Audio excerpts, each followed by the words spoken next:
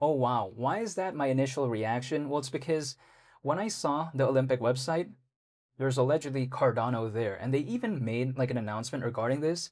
This is really impressive in my opinion, and I'll talk all about this in today's video, even though nothing I say is financial advice, and even though I'm not telling anyone to do anything. But again, seeing Cardano on the site when it comes to the Olympics, that's really massive. So when everyone thought, oh, Cardano, it's kind of a joke. Well, not really, because when I first made a video talking about Cardano in terms of the Cardano Foundation having a partnership with the Brazilian Olympic Committee, everyone thought that, is that a prank? They thought it was a joke. They thought they weren't doing that, but apparently it is true.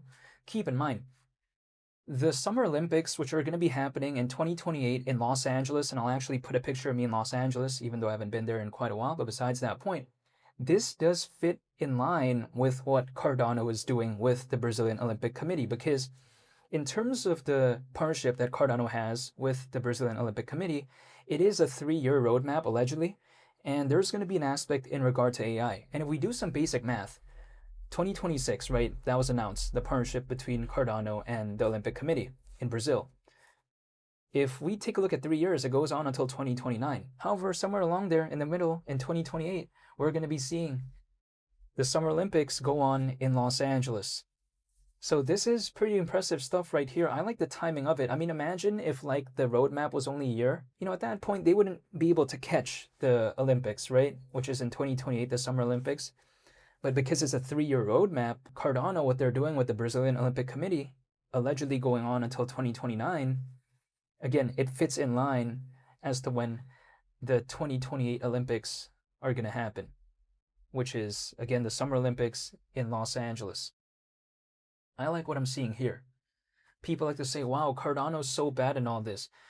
But the thing is, the price charts don't always indicate how well the project is doing behind the scenes, because I get it. Oftentimes, if people look at low prices, they're like, oh, wow, that means the project is doing so bad. But in this space, it doesn't really operate that way. Maybe in the case of stocks, like a company, let's say, that's publicly listed, if they announce a product launch that's really amazing, or let's say their net profit is looking fantastic and their profit margins are looking amazing. If that is the case, usually we see what happens when it comes to the stock price. It sometimes appreciates, right, as a result of those amazing metrics. But when it comes to this space, it doesn't really work that way. It's like in a sense where if Cardano announced a very amazing or very wonderful partnership, it's not going to just automatically change the price charts in any significant way if the market isn't doing the best. It just doesn't really work in the way that stocks do, for instance. But it doesn't really matter, because personally for me, I kind of knew that getting into it anyway, so it is what it is. That's just the nature of this space. I mean, it's purely voluntary. I don't have to believe in this, but I voluntarily want to. And now some people like to tell me that Cardano is too boring to have more partnerships moving forward. But I kind of disagree with that, because I think some enterprises out there, they want to look for something that's a little bit more plain, if that makes sense, right? Something that's a little bit more boring, if that makes sense. And the reason why is because Cardano, it's kind of like the master of all trades in a sense. The way you take a look at it is that the 3 traits that people often care about when it comes to a layer 1 blockchain, I do see it when it comes to Cardano. It has the speed, it has the scalability, and the gas fees are not an issue. That perfect balance right there is what sometimes a lot of enterprises out there want to look for, because they want something that kind of can pivot in either direction, right? They want it to be scalable, they want it to be fast. They can choose the routes they want to take, as opposed to other blockchains out there, which in some cases can be really fast, but sometimes the scalability isn't that good, or sometimes it's very scalable, but the speed isn't that fantastic, or maybe in some cases, the speed and scalability is there, but then the gas fees are a complete issue. So a lot of other blockchains out there, they may be cooler than Cardano, but they have some kind of compromises in some cases that I do see. It's like, for instance, if we play a video game and we create our own character, usually we can make the strength like really fantastic, but then the speed and the stamina suffers, right? In some cases, we increase the speed and the stamina, but then the strength like reduces. You know what I mean by that, if that kind of makes sense. And when it comes to Cardano, it's like, for instance, a video game character, but then the stats are all at like, 70 or 80 or something like that. The speed is never going to become fantastic. Maybe the strength is never going to become fantastic. Maybe the stamina might never be 100, but because it's balanced, it gives it more sort of, I guess, use cases. Some enterprises out there prefer that because of the diversity, because of the usability. It's like, for instance, a Toyota RAV4. That's what I would equate Cardano to be, right? A Toyota RAV4, it's not going to blow anyone's hairs back. It's not that exciting. It's not the most interesting vehicle out there, but it gets the job done, gets people from A to B. You know, it has the Toyota badge, so historically, Toyotas are very reliable, allegedly.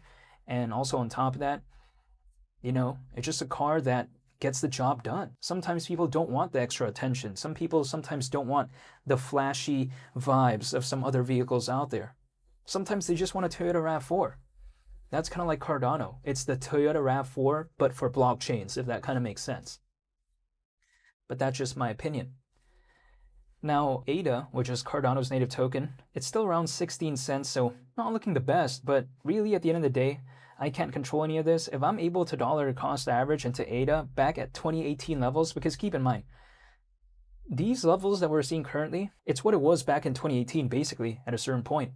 Kind of ridiculous, right? So it's returning back to levels we saw around 8 years ago. Like, wow, you know, it's kind of like a return to form, right? Where, you know, ADA did its thing, but then now it's kind of going back to 2018 levels. Is that a bad thing though? Well, personally for me, I don't mind because I don't mind low prices. That's the thing. Because if I can dollar cost average at below 20 cents when it comes to ADA, I don't mind. Bear markets are typically not permanent in some cases. So, okay, yeah, sure, ADA may be low as of right now, but it might not be that way forever, in theory, at least historically. So that's why I'm still waiting, primarily speaking, but seeing ADA at around $1 last year, you know, we're over 5 times lower than that. To me, I don't mind for dollar cost averaging reasons, but also at the same time, Cardano, people like to say, oh, it's outdated as a layer 1 blockchain, but I kind of don't agree with that either, because if we take a look at it, the core group of layer 1 blockchains that were popular back in 2021, like Ethereum, Cardano, Avalanche, Algorand, VeChain, and all that, Solana, they're all kind of still popular as of right now. They're still kind of the major players currently. Now, some new ones did come in and some did leave, basically, but the core group is pretty much still the same. So I don't get this argument in which people like to tell me, oh, Cardano has too much competition as of right now. Maybe there's more memes out there, maybe there's more projects in general, but in terms of a layer 1 blockchain that could actually compete toe-to-toe with Cardano, not many appeared that are that good ever since 2021. So again, I don't believe this narrative that Cardano has seen way too much good competition. I think it's seen the quantity, but not necessarily the quality. So I'm not concerned in terms of Cardano being outdated or outcompeted. No, I don't think about it that way. But as of right now, again, I'm just still waiting. However, I just thought it was pretty cool that when I saw the site when it comes to the Olympics, that there was Cardano there. So it's a big thumbs up for me. And I just want to say thank you so much for watching today's video.